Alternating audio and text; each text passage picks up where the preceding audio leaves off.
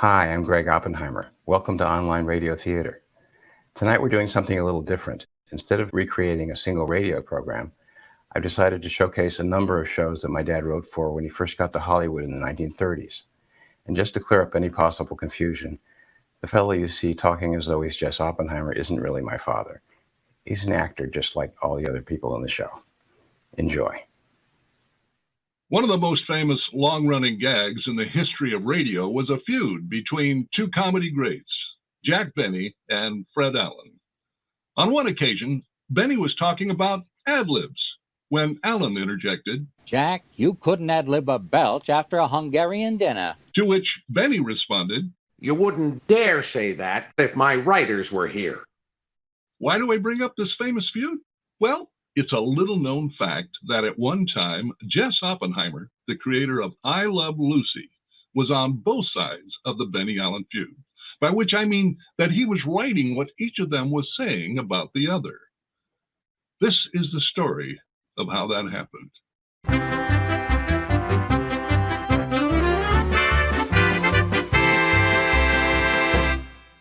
As a kid growing up in San Francisco, I spent every spare moment listening to the magical voices coming out of the radio, especially the comedians.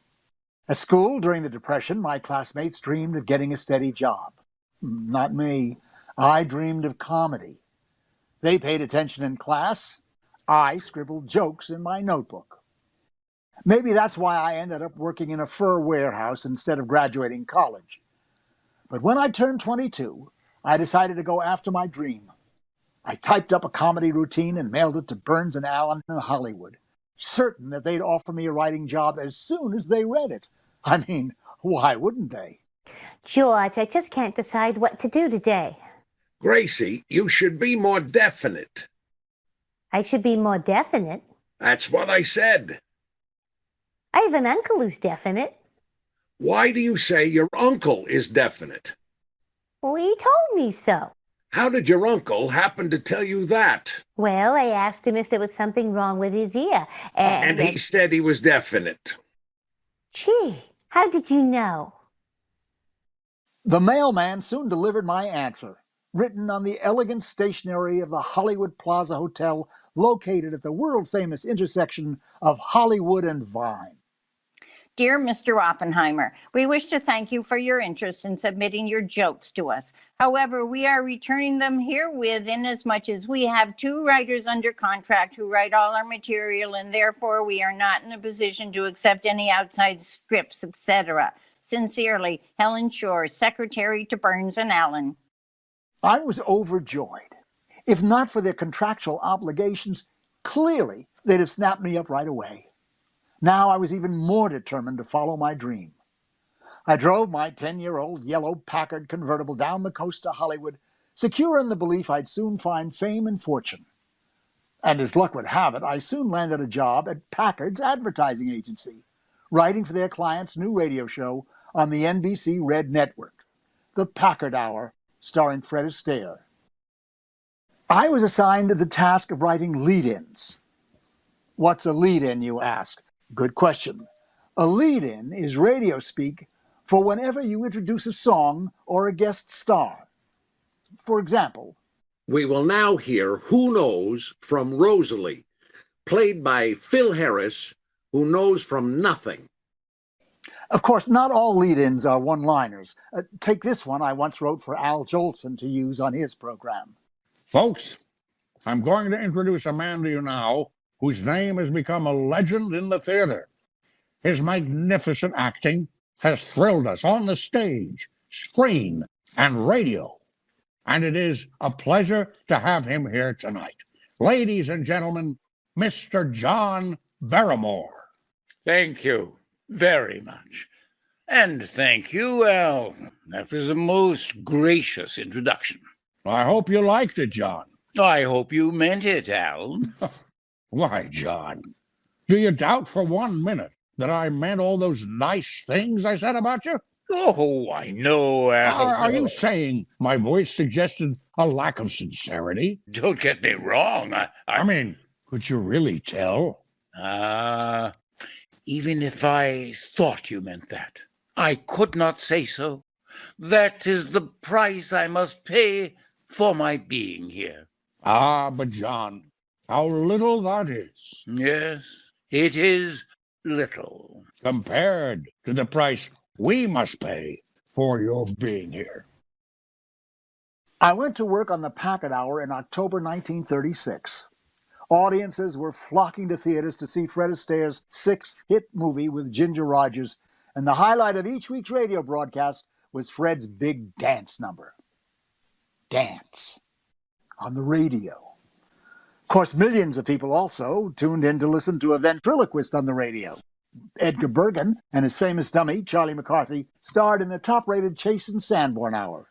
Some critics at the time were puzzled by Edgar Bergen's success on the radio, but I'll say this for him. In all of the times I listened to Charlie McCarthy on that program, I never once saw Bergen's lips move.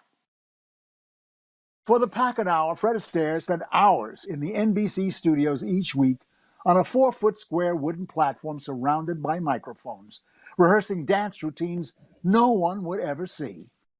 Our director suggested saving time by having the drummer make the tap sounds with his drumsticks, but Fred would have none of it. The audience was tuning in to hear him dance, and that was what they were going to get. The first actual comedy sketch I wrote featured a now-forgotten comedian named Charles Butterworth. In my sketch, Charlie played the proprietor of a store selling nothing but doors. Door samples lined all the walls of the place. Charlie's character had been there for 10 years, trying to find his way out. The humor was definitely lowbrow, typical of the screwball comedies of that period. What kind of door are you looking for, stranger? I want an oak door. Well, how about this model? Whispering hinges, we call it. Made of clear pine. I said I wanted oak. Sorry, wrong lumber. The following June, Fred called it quits, putting an end to the Packet Hour and my job. But then fate intervened. One of Jack Benny's writers was a famous gag man named Al Boasberg, who'd written for films like A Night at the Opera. Boasberg had been supplying Jack with jokes since his vaudeville days and was now working for him just on weekends, punching up Morrow and Bloin's radio scripts. Over the summer, Boasberg passed away. And then I got a lucky break. Packard's ad agency also produced the Benny program, and someone there told Jack I was a promising young talent. They asked me to write a comedy routine. Jack liked what he saw, and just like that, I slid right into Al Boasberg's old job. Well, with one slight adjustment. First, they took Boasberg's weekly salary and slid the decimal point over a couple of places. Watching Jack perform his show every Sunday was a wonder to behold. He'd deliver a laugh line, then lay his hand against his cheek and open his eyes wide, looking out at the studio audience, slowly turning his head like a comic lighthouse, and the longer he looked, the more they laughed. I have to say that writing for Jack Benny was almost effortless for me. All I had to do was show up at the studio, along with the cast, on Saturday for the first table read, and say whatever popped into my head as they went through the script. No need to work out a premise or a story, just whatever funny line I happened to think of. It was the easiest writing job I ever had. On the other hand, working just one day a week wasn't going to pay the rent, so I signed on to a show called Hollywood Mardi Gras. Don Wilson was the announcer, and each week featured different big-name guest stars. And now for tonight's guests here on Hollywood Mardi Gras, presenting George Burns and Gracie Allen. Thank you. Well, it's certainly nice being here. George. Oh, hello, Don. Gracie, you remember Don Wilson, the announcer? Don Wilson? Don Wilson. He's one of the biggest announcers in radio. Oh, yeah, I can see that. Listen, Don Wilson happens to be a very fine radio personality. Not only that, as an announcer, he's way out in front. I can see that, too. You can, huh? Well, Don, say hello to Gracie anyway. Hello, Gracie. Hello, Don. Of course, I know I'm a little stout, Gracie. Maybe I should exercise more. Maybe you ought to get up early in the morning and walk around yourself 3 or 4 times. Gracie, we're guests here on Hollywood Mardi Gras. And, Hey, I beg your pardon, but I'm Charlie Butterworth. Oh, well, you don't have to apologize. Maybe it wasn't your fault. apologize. Gracie, this is Charlie Butterworth. Charlie, don't mind Gracie. She doesn't even know what time it is. Oh, that's all right, George. By the way, what time is it? Well, this is going to be fine. Oh, Mr. Butterworth, if I'm not too inquisitive, what do you do? What does he do? Gracie, Charlie is one of the stars on this program. He's a comedian. Yeah, but what does he do for a living? What does he do for a living? Yeah, whatever became of me? I'll ask when he comes in. If he's a comedian, ask him to tell me a joke. But Gracie, this part of the script doesn't have any jokes for Charlie. Yes, that's too bad. But, George, you do quite a bit of ad-libbing, don't you? Yeah, but not tonight, Charlie. Oh, why is that? Oh, you see, it's hard for George to ad-lib without his glasses. Thank you, Gracie. You're welcome. Well, goodbye, Gracie. Goodbye, Charlie. The feud between Fred Allen and Jack Benny had been going on for almost a year. So when Fred Allen and his wife, Portland HOFFA, came on Hollywood Mardi Gras, I suddenly found myself writing for both of the feuding parties. Hello, Mr. Wilson. Hello, Mr. Wilson. Oh, you don't need 2 hellos, do you, Portland? There's only one Mr. Wilson. I know, but there's so much Mr. Wilson, you really need 2 hellos. Oh, I'm sorry, Don. Portland, why don't you say something nice to him? All right. Mr. Wilson, would you like a peanut? Now, Portland, Don's no elephant. Oh, Portland doesn't mean any harm, Fred. Everybody's been kidding me about my size lately. I'm on a program Sunday night with a fellow. You know who I mean. I know. Jack Benny, the comedian. Listen, Portland, I don't mind you mentioning names, but you don't have to go into details. Has Jack Benny been making fun of your, Mr. Wilson? Yes, Portland. Last Sunday night, he said I was a whale in sheep's clothing or something. Oh, I heard that program, Don. I tuned in accidentally. I was trying to get some static. I eventually left my one-day-a-week gig with Jack Benny to write the Gulf Screen Guild show, hosted by George Murphy. But the Benny Allen feud followed me there, too. On the very first show, Jack was a guest star along with Joan Crawford, and naturally, Fred Allen's name came up. Joan, I can't tell you how happy I am that you're here. But before I say another word, I want you to meet Jack Benny. He's one of your greatest fans. Fan? I'm practically a windmill. Well, how do you do, Mr. Benny? So glad to know you, Miss Crawford. And George is right. You know, I've always been a great admirer of yours. Well, thank you, Jack. I call you Jack because I feel like I almost know you. You do? Oh, yes, I've heard Fred Allen speak of you so often. You know, Allen has been saying a lot of things about me. But don't believe a word that comes out of his nose. Well, Jack, I hate to take sides, but I listen to your program nearly every Sunday, and I've heard you say some pretty awful things. About Allen? No, just some pretty awful things. So that's the story of how I landed on both sides of radio's most famous feud. But there's one thing that I skipped. The routine that helped me land the job on the Jack Benny program in the first place. And now, ladies and gentlemen, we bring you a man Pardon me, Don. You will, won't you? Well, yes, of course, Jack, but I haven't introduced you yet. Well, that's just what I wanted to ask you about, Don.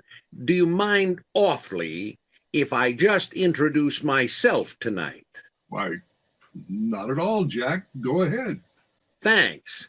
And now, ladies and gentlemen, we bring you the sweetest, the swellest, all-around good fellow it has ever been my privilege to work with, Jack Benny. Jello again, and thanks, Jack. Oh, skip it, kid, you deserved it. Well, thanks anyway. That's okay, you do the same for me. There, Don, do you see what I mean? A nice, good-natured introduction. But Jack, I could have said that just as well as you. Yes, Don, you could. But I was sincere. Well, Jack, you were also, What is it, Don? Well, Go ahead, Don, say it. You know me. Just tell me the truth. I won't be angry. Give it to me straight from the shoulder. I promise I won't hold it against you. Well, Jack, it sounded very egotistical. You don't like it here, do you, Don? Yes, I do, Jack. I love it here. And I don't think it's fair for you to take that attitude. After all, you asked me to give it to you straight from the shoulder. Yes, Don, but I didn't expect a verbal right hook.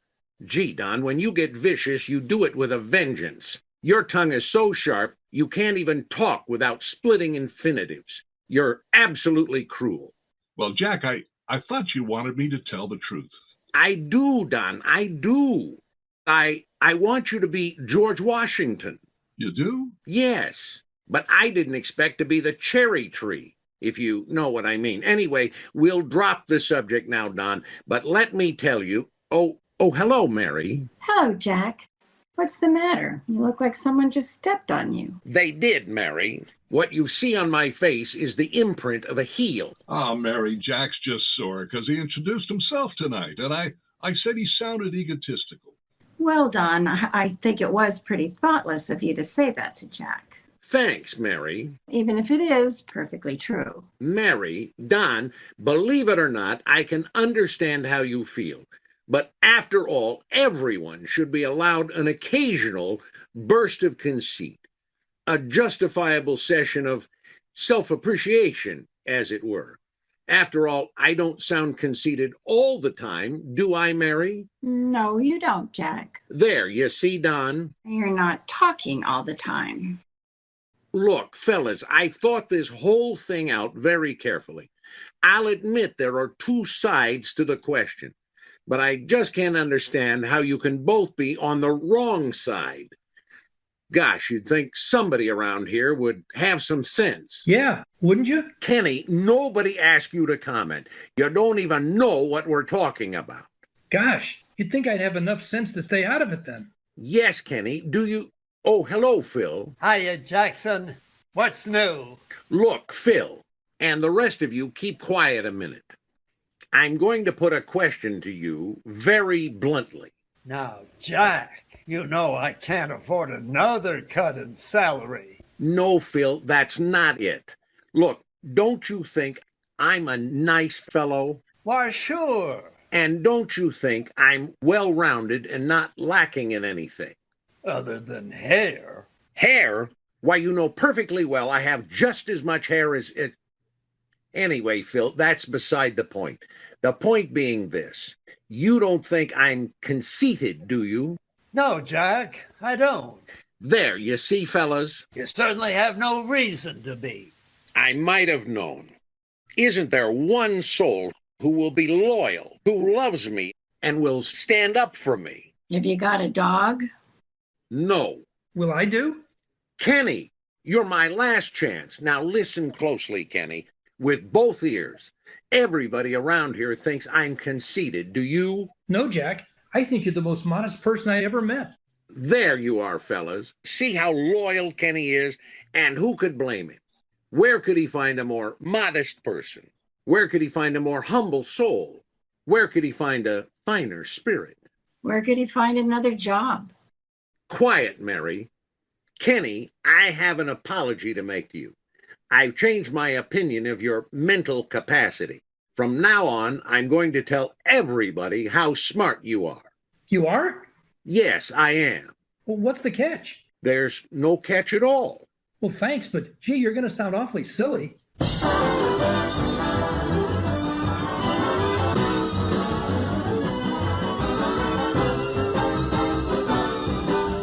This has been Playing Both Sides, Jack Benny versus Fred Allen. The program was written by Gregg Oppenheimer, incorporating comedy routines written by his father, Jess Oppenheimer. Heard in the program were Larry Albert as Fred Allen, ALISON ARNGRIM as Gracie Allen, Tommy Cook as Bill Harris, Ivan CURY as Jess Oppenheimer, David Osmond as John Barrymore and as the Door Store customer, Melinda Peterson as Portland HOFFA, Joan Crawford, and Burns and Allen secretary, Miss SCHORR, Bill Proctor as Al Jolson, Charlie Butterworth, and George Murphy.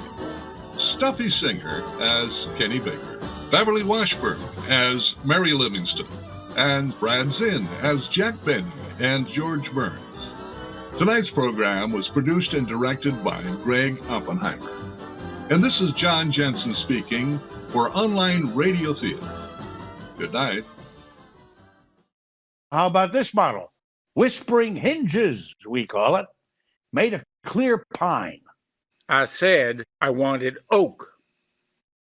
Sorry, wrong lumber. I stayed up all night for that.